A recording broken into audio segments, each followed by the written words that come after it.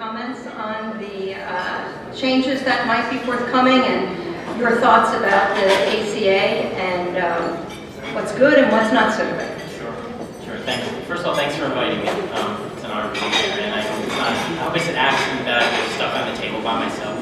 I work for insurance, so I hope it's truly an accident. No, it's okay. If the other person pulled down, I wonder why they pulled down. They probably knew I was here. Anyway, I'm sure you're all sitting there saying, oh, he works for insurance, he's going to give us the answer as to what's really going to happen. And I do have an answer, and the answer is I don't know. I don't think anybody really knows what's going to happen with the ACA. I personally do not believe that it's going to be repealed. I don't believe it can get 20 million people without insurance just like that. So as was just stated, I can't imagine that's going to happen. I'm a believer that while the ACA is not perfect, it's here. We need to, rather than repeal it or even replace it, we need to improve it. So I really think that's what we're going to see. I can tell you that our company, I can't speak for all insurance companies. AmeriHealth is a relatively small insurance company in New Jersey. It's not the largest provider, but we have active members of our staff that work with policy folks in Trenton, and we have active members that work in our parent company, Independence Blue Cross, with folks in Washington. So we're looking forward to continue to work with them to try to just keep the Affordable Care Act here, to try to improve it so everybody gets the affordable care that they need. I really think it needs to stay, and I really think it will. Thank you. Thank you very much. So we're going to turn our discussion. We'll probably come back to a little bit about insurance issues, but for a moment I'd like to turn to Dr. Barone. And while this question I'm about to ask you could probably be answered in about maybe 2 hours, I'm going to ask that perhaps we give the Reader's Digest short version. But the question is an important one. And it's really about what's going on in the world of new treatments. And we've heard a little bit tonight about some treatments that are on the horizon. And I guess the question is, could you review a little bit about what's on that near horizon? Maybe say a little bit about stem cells, because that's often on everyone's mind. And the treatments that are on this near horizon look like they're going to be useful in progressive forms of multiple sclerosis. So perhaps say just a little bit about that as well. Sure, we'd be happy to. So you heard earlier about ocrelizumab, and certainly what's promising is an IV therapy, which is given to patients in 1,000 milligrams over 3 or 4 hours generally. And then 2 weeks later you get a dose again. And then you're not treated for 6 months, and that cycle is repeated.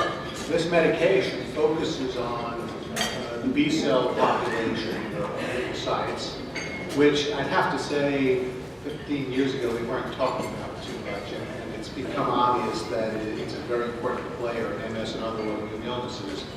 And it's a little more targeted therapy than you're used to, and I think that's a good thing. I think our therapies will get more targeted in the future. What that means to me as a clinician and a researcher is that if we could more specifically interact with the immune system to get the desired effects that we want, we may, in fact, have less unintended consequences of our therapy than using a broad swath of therapy to wipe out the immune system more extensively.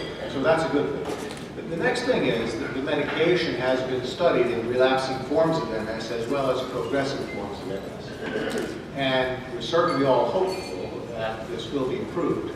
Of course, the committee has to vote. I'm not on the committee, but I believe it will be. A couple of things to know about the progressive patients that were chosen for the study, which I think will help clarify things for you a little better. Understand that trials for progressive MS in the past have not been successful.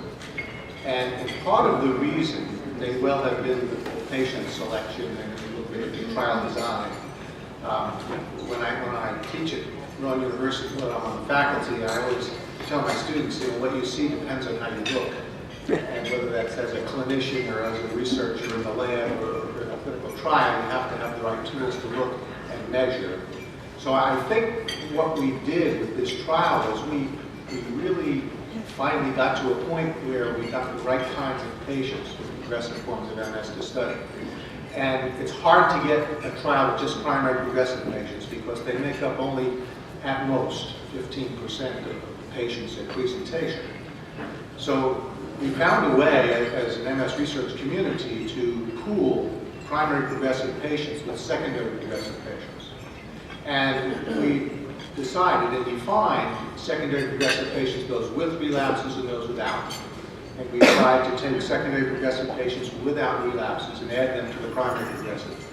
Now, without relapse depends on your definition. There's probably no relapses in the last 2 years. And so this was a group of patients that allowed the study to be done. Bear in mind that when the MRIs were done in the study for progressive patients, about 25% of the patients had some gadolinium-enhancing lesions. So that tells you that there was patients in there with still fairly active and inflammatory disease, which probably was the type of earlier progressive patient that would give the drug a little more chance to do what we want it to do. So having said all that, I think this will turn out to be a great first step, and will really give us a drug that we can, with FDA sanction, use in progressive patients. And it won't be limited to any particular type of patient. I think the FDA, as they have approved drugs over the years in MS, have been wise enough to not make the label so specific and tie the hands of the clinicians who prescribe the drugs and give us some leeway. I think my colleagues and I around the country should be the ones to make those decisions, make those judgments for patients, as we see it as all the time. And I don't know who else to give the test to except to us. And I think we'll have that latitude in the division. Am I going too long? No. So let me talk about This is important information. I'm a professor and I don't know how to be quiet. So the next drug, Saponamod, has been mentioned.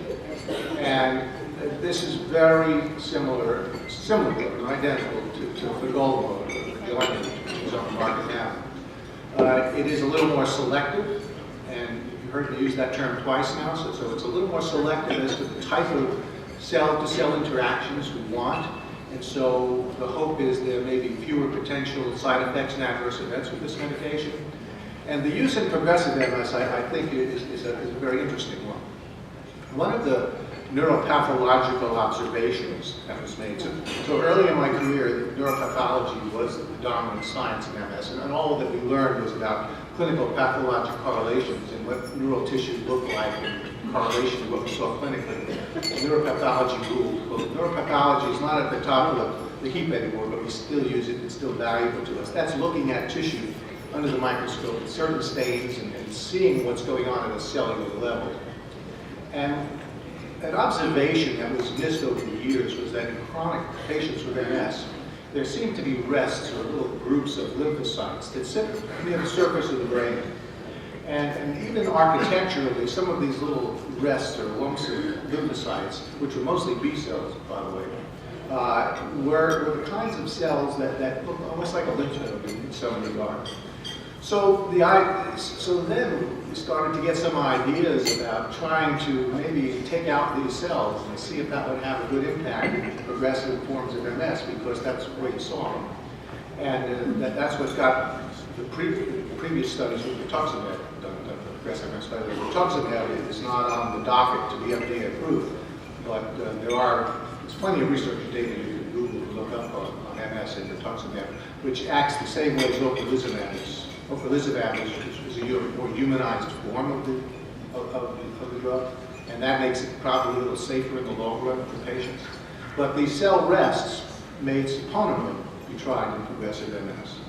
And the idea was this medication could have some impact on these cells, and perhaps it would help. And there was a paper reported when I was in London at the ECTRIMS meeting that did show some favorable effects for Saponamod in progressive forms of MS as well. So those are the two things right now that are closest to potential use, and there's a lot more to come. I can't tell you how much is going on out there. There's a lot more to come, and for everything that gets approved, there are 50 other great ideas that don't get approved, but they'll recycle, and some of them will come back to the top, and some new ones may replace some of the old ones, when they get rated and where the money's going to go. So believe me, the research well is deep, and there's a lot more to come. Thank you. I'm going to come back to the stem cell question, but you know, with these great therapies, and it's very exciting, right, to hear about more and more therapies for MS. They all work a little bit differently. They have the potential to help a large number of people living with this disease. But there's kind of that yin and yang with this, right? So the good news is that we have these terrific therapies, and then we're going to move to maybe a little less good news, which is they cost an awful lot of money. So I'm going to turn to Dr. Urbano now and say, what do you think that is? And what can we do to limit this? So, I think Dr. Barone talked very eloquently about the complicated nature of these drugs, and they're by and large biologic drugs. We call them biologic drugs. So they're just difficult to make, and that's why they're expensive. So the question is, why can't my big bad insurance company just pay for these and for everybody? And the reality is that the majority of MS drugs, and all drugs for that matter, are paid for in one form or another. The real trick is to figure out what do you as a patient, what do your doctors need to do to get these drugs covered by an insurance company like myself. And I can't speak for all the companies, I can speak for myself. And so I'm going to give you some insider tips on what you can do to get that done, because it can be fairly complicated. And I can tell you from personal experience, even working for an insurance company, I've had challenges myself getting things covered sometimes, if you can believe it. So first of all, the most important thing is when there's an agent or a drug that your doctor's prescribing for you, you need to know if your company, the insurance company, covers it at all. And if it covers it at all, what are the circumstances that it's covered for? And you can find that out by looking on most websites. On our website, it's AmeriHealth.com. Most insurance companies have websites, and they have policies, and it'll say, drug X is covered for the following reasons. So, and the reasons that drugs are covered, or at least the reasons that insurers say the drugs are covered, is not because that's just things that they want to cover them for. They're the reasons that the drug should be used for, and Dr. attest to that. So if a particular MS agent is using a particular type of MS, we're going to say that that's when that drug should be covered. So first thing to do is to find out why is the drug covered, and for what is it covered. The second thing to do is to work with your physician, your neurologist presumably, to get the information about your condition and why you need the drug to the insurance company. Because I don't know if all of you are aware of this, but the most common reason that something is denied by an insurance company is because we don't get enough information. We don't get the information. You think, well, I went to the doctor and the doctor just wants the drug and he sent the form in, and why did they deny it? And the reality is that it's like the telephone game where one person talks to the next one and the message gets distorted in the process. We just don't get the information we need sometimes. I can tell you that greater than 90% of the time, if an initial denial is issued on anything for that matter, or in this case we're talking about MS drugs, it gets overturned just by talking to the neurologist because something was missed. There was something that was missed. Things that can be missed would be like if the doctor's putting you on a particular drug, maybe you tried 2 other drugs, but maybe they didn't tell us that. So we didn't know you tried those 2 other drugs, and those are the 2 drugs that we feel you should try before you try the 3rd drug, or things of that nature.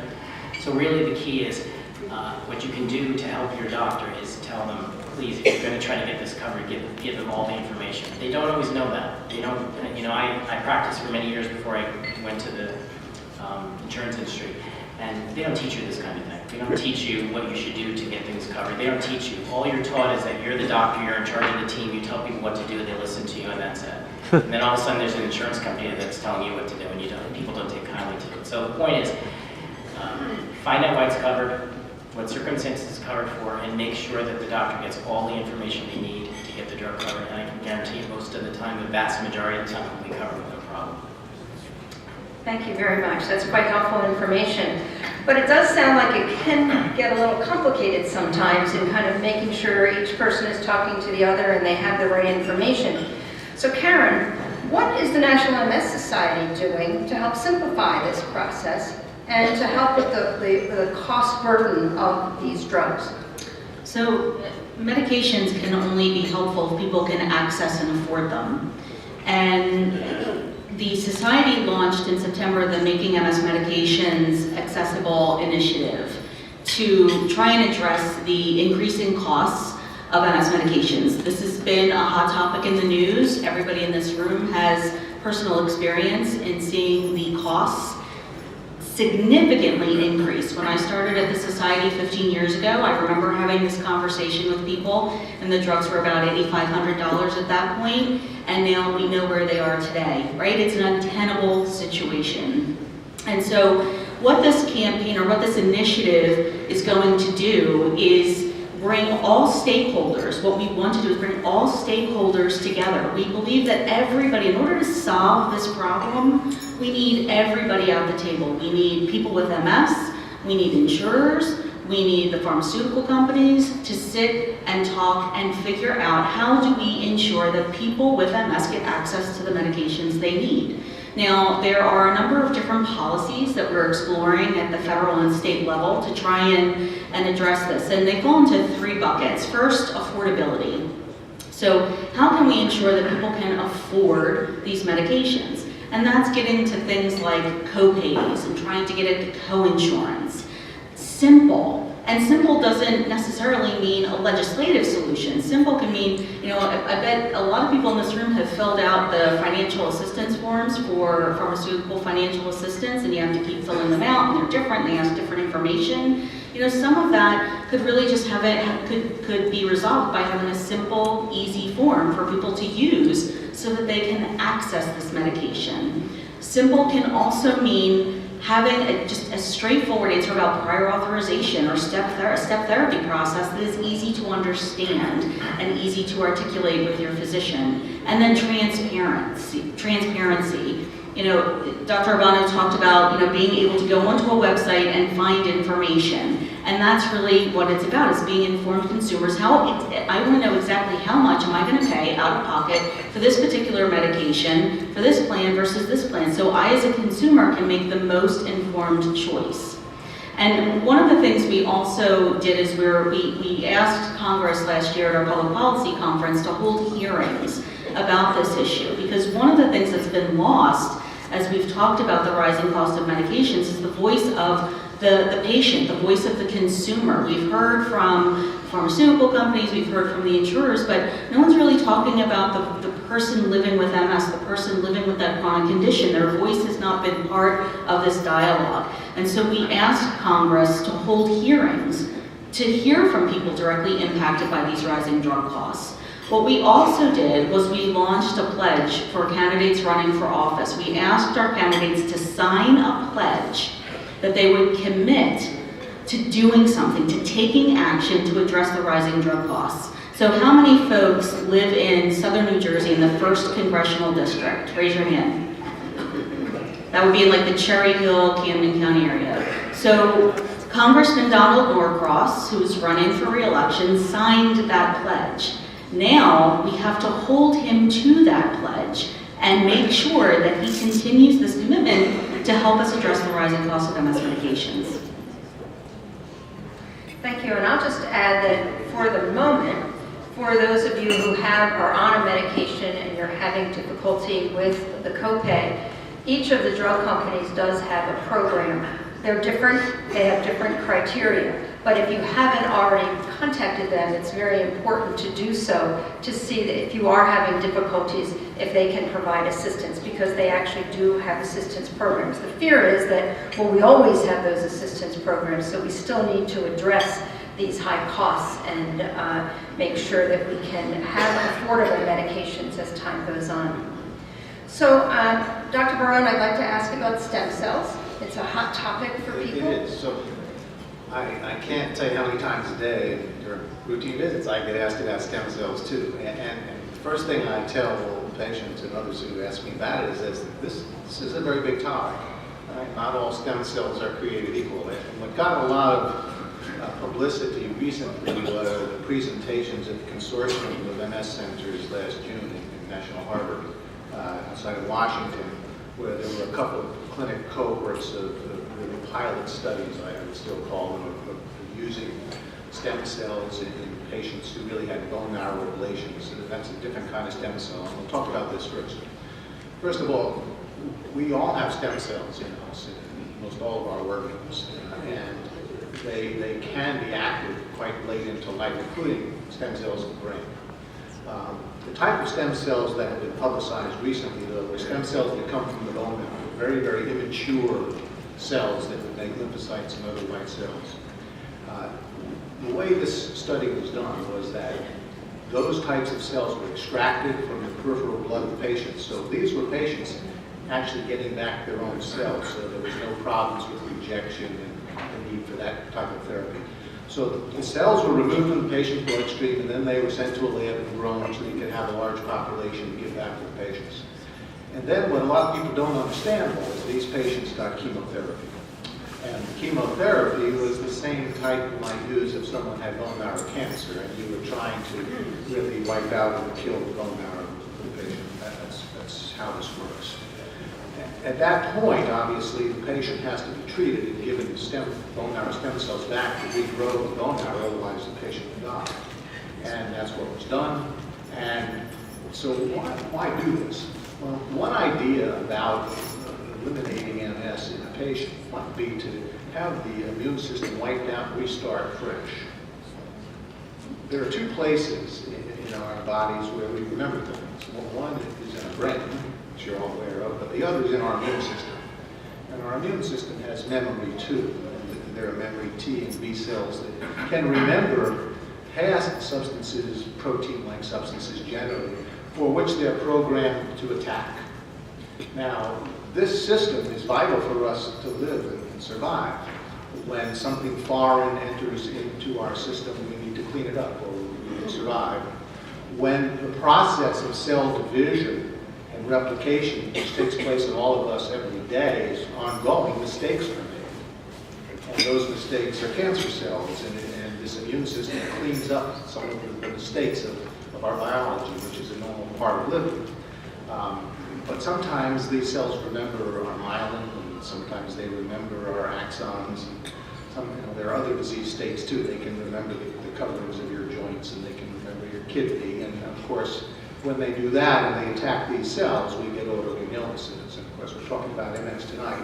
So the idea would be to wipe the memory out, start over, and that's the type of stem cells that we're presenting. I think Dr. Mark Friedman, a colleague in Ontario, Canada, had about a 25-patient cohort that was funded by the Canadians, and they had, they had some good results.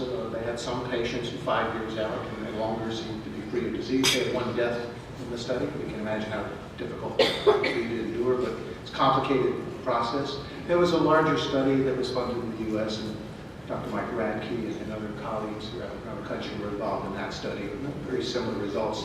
Similar work has been done previously at Northwestern University in Chicago, but that's that kind of stem cell, and that's often not the kind of stem cell everybody really wants. Everybody wants a stem cell that's going to grow new neural tissue and brain tissue, and that work is going on too. I just think that that's a little farther back along the way. But the good news is that you need stem cells that you can program to become what you need. So you need very immature stem cells.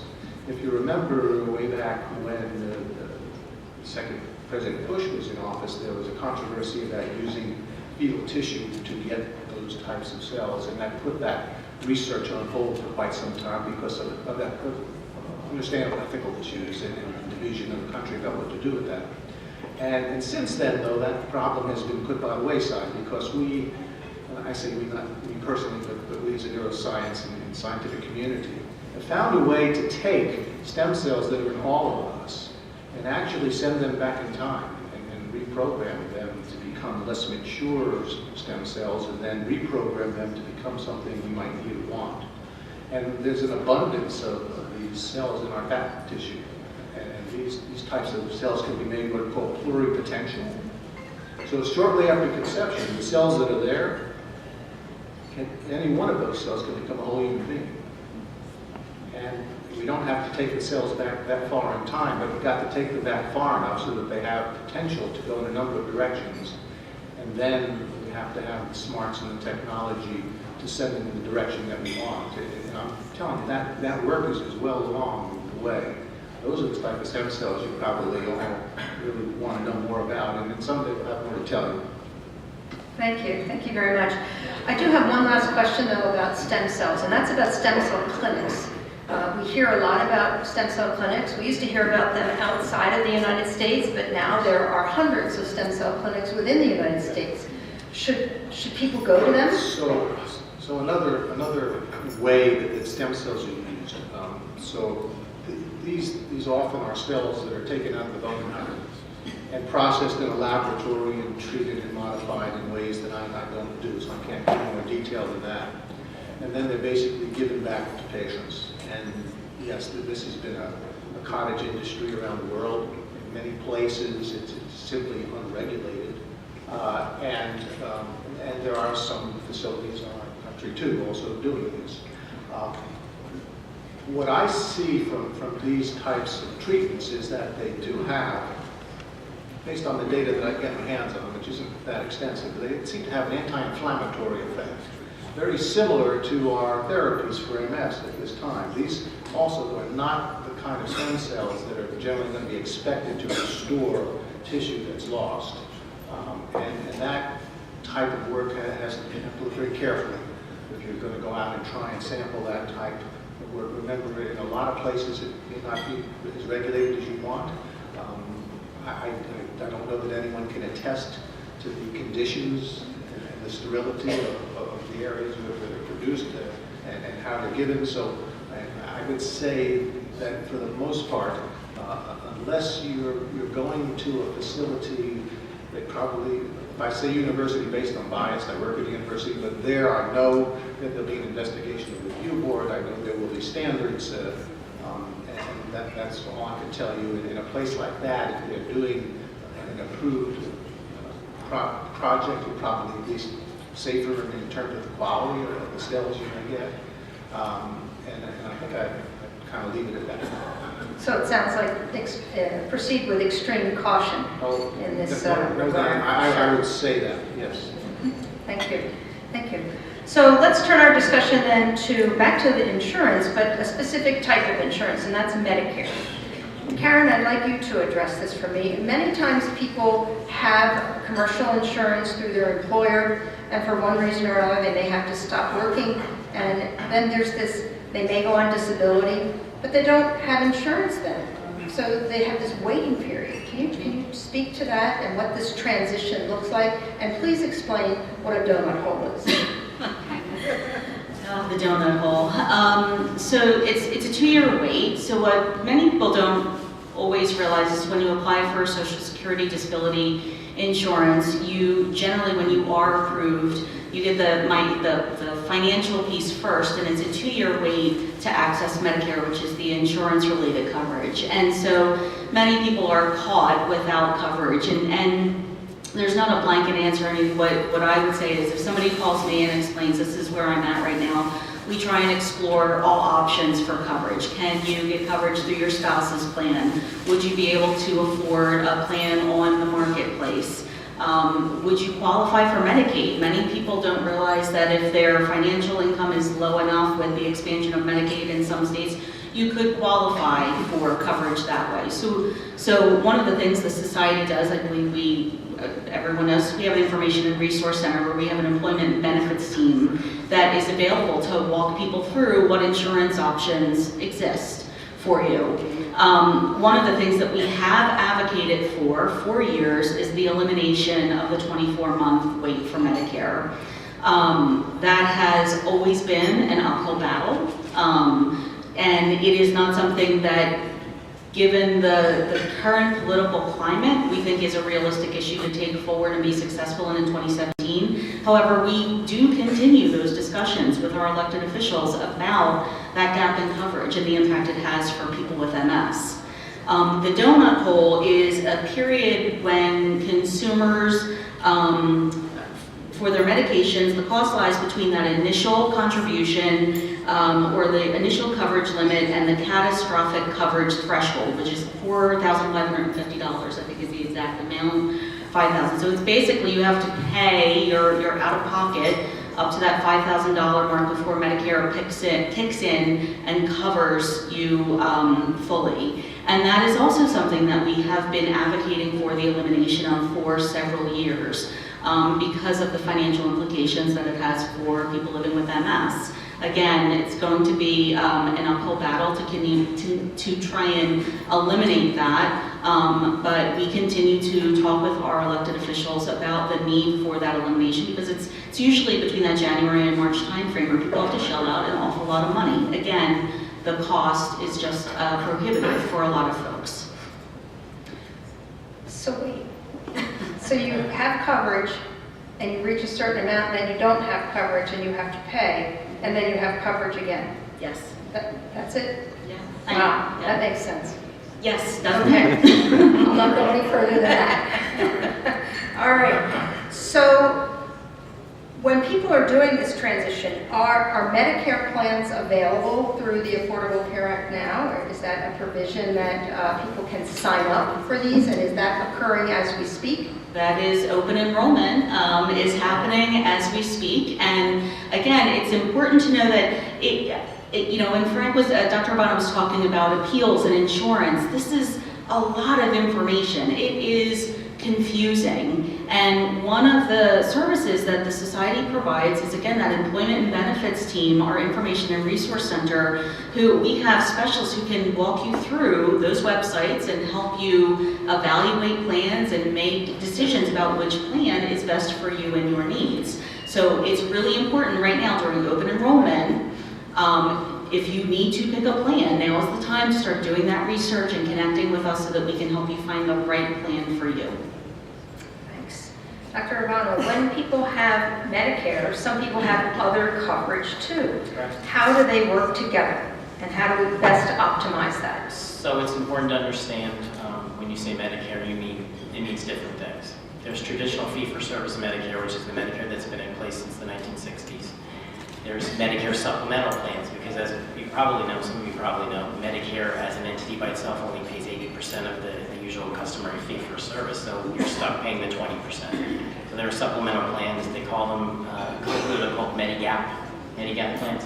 So when we were talking about open enrollment, you can certainly go and get on Medicare and get a Medigap plan. That tends to be usually a bit more costly than what we call a Medicare Advantage plan. Medicare Advantage plan is when the federal government pays a company like mine to administer the Medicare benefit to the beneficiaries, to all of you. And it's more of a comprehensive plan. It includes the drugs, it includes things like dental and vision, sometimes depending upon the plan. But it's one entity, it's one agency, one place where you file your claims, where you all of that stuff. So it's really two different avenues you can go down. Medicare Advantage as an entity hasn't been around as long as traditional Medicare, so a lot of folks originally were on Medicare, on original fee-for-service Medicare, and they kind of don't want to get off of it because there's a concern that by going into a managed Medicare, oh, there you go again, we're going for an insurance company, they're going to not pay for things, and it's not really the case. It's just two different ways, two different sides of the coin, essentially. Okay. Thank you. It's quite complicated. I will Very say, much. thank heavens, there is information on the National MS Society website, and as Karen mentioned, our Information and Resource Center would be happy to answer anyone's questions around any of these insurance issues, because they are quite complicated.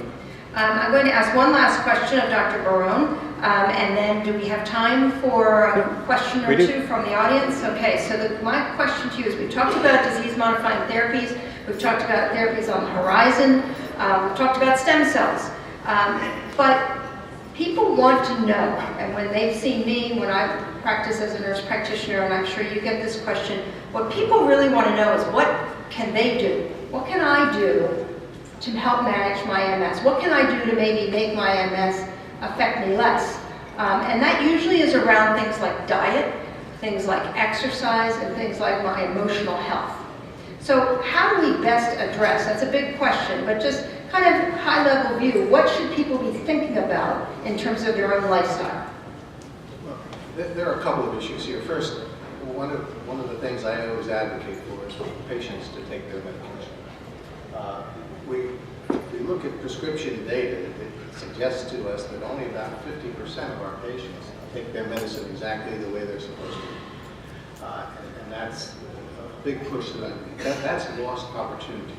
I've said publicly a few times, more than a few times, that if we got that rate up to 75, 80% or higher, we might do more good with the MS population than the next couple of meds that we discovered, because you've got to take the medications, and the only way we know the medicines work is if you take them the way they were taken in the clinical trial, because that's the data that we have. So number one, I think that's most important, and I spend a bit of time explaining this to patients and really implore them. I can tell you this is purely observational on my part, but I've been doing this a long time. And when I see patients who are doing really well, they're patients who are obsessive compulsive about taking their medication. Now that may be selection, I realize that, but that's a general observation, so that's number one. So people talk about diets, and you know, we're going to fund some research and really look into diets in more detail, and I can't tell you how many diets I've seen espoused for MS in my pretty long career. But healthful eating is important to everyone, including MS patients. To think that if you have MS, you can't get high blood pressure, diabetes, and heart attacks and strokes is absolutely not true. And so a healthful lifestyle is important. MS doesn't give you a free pass on all those other conditions. So number one, that's really important. And I never speak publicly about MS and management of MS when I'm talking about exercise. It is critically important. I read a couple of new articles on exercise today that were sent out.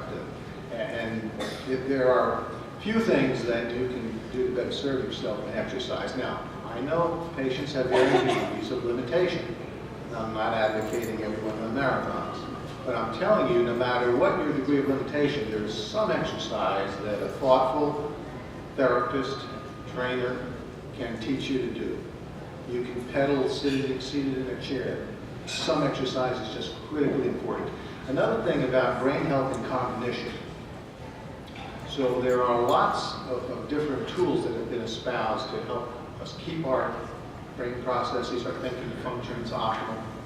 And I'm sure that we'll find that perhaps several things may ultimately prove to be beneficial, but the only thing that I think is validated to my satisfaction is exercise.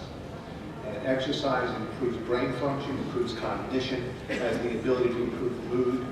Because as MS physicians, another thing that we do when we do our job properly is to make sure you get on the immune therapy you need to mitigate the immune pathology of this disease, but you also have symptoms. If I send you out with the best immune therapy and I'm not thinking about your urinary tract problems, and I'm not thinking about your depression, I'm not thinking about your pain, I haven't done my job.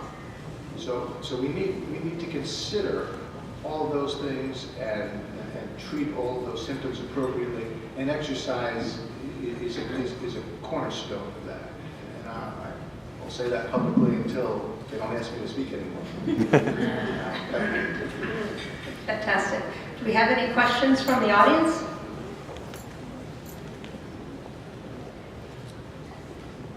I don't think if anyone has any questions.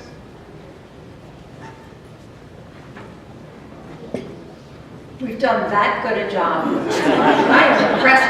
Congratulations to all. That is really impressive.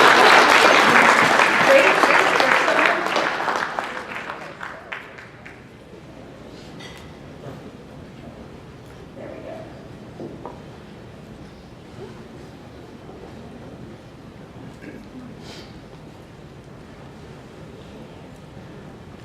My neurologist,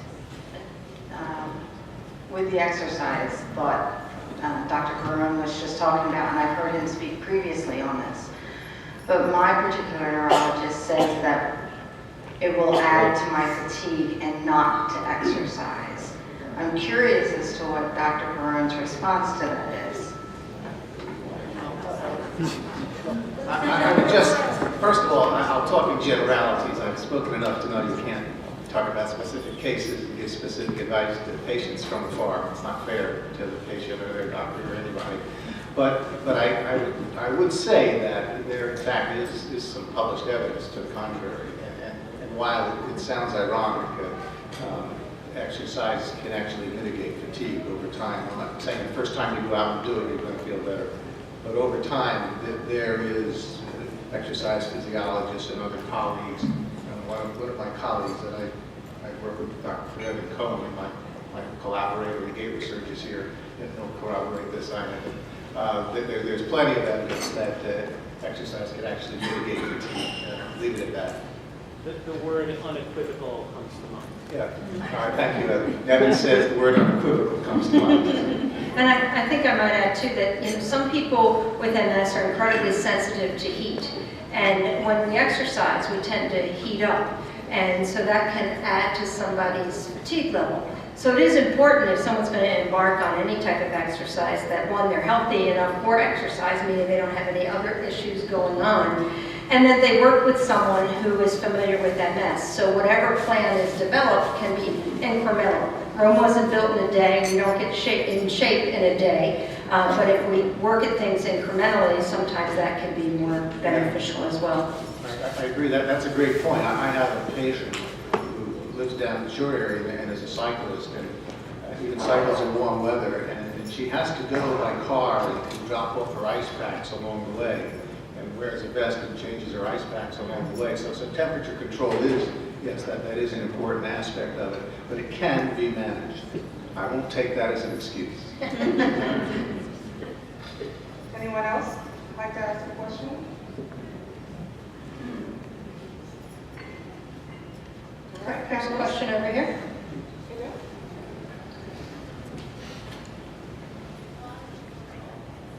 So back to Dr. Barone's suggestions about exercise, it doesn't have to be the hardcore type of exercise. Would you say that yoga and Tai Chi and just some gentle stretching or walking might help someone manage their daily life better? Yeah, there's no doubt about it. I would advocate for all of those things. And Dr. Cullen and I presented a paper at a consortium a couple of years ago regarding yoga. We've done a lot published, but and there's more work that Dr. Cullen and his group and I help out the group are doing. So there's evidence out there that yes, these other types of exercises help. I believe that every type of exercise helps. I already said that I don't ask patients to do the impossible in terms of exercise, but everybody can do some exercise, and an exercise physiologist, a good physical therapist, you can figure out ways to do it. We don't exceed the bounds of safety at any time, but I'm telling you, within the bounds of safety, you can exercise. And sometimes with all the fatigue that comes with MS in general, it's hard to even contemplate setting aside additional energy units, if you will, for an exercise, an hour at the gym. So sometimes it's incorporating that increase in activity into your already daily life, so that you're not adding additional things to it, but you're improving or increasing the activity that you have throughout the day. Can be part of that overall exercise program as well. Question up here? I have a question. Oh God, I'm sorry. I have a question as a caregiver and also on behalf of my son. He's too scared to ask. I want to know, when you have someone that's dealing with MS, and as you just mentioned, the fatigue is sometimes unbearable. How do you